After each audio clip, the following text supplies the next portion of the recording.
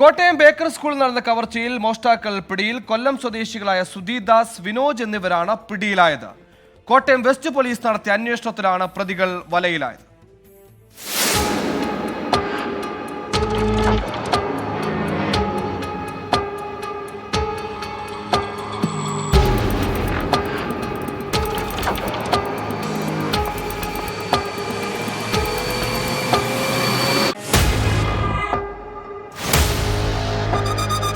കഴിഞ്ഞ വെള്ളിയാഴ്ചയാണ് കോട്ടയം നഗരമധ്യത്തിലുള്ള ബേക്കർ സ്കൂളിൽ മോഷണം നടന്നത്.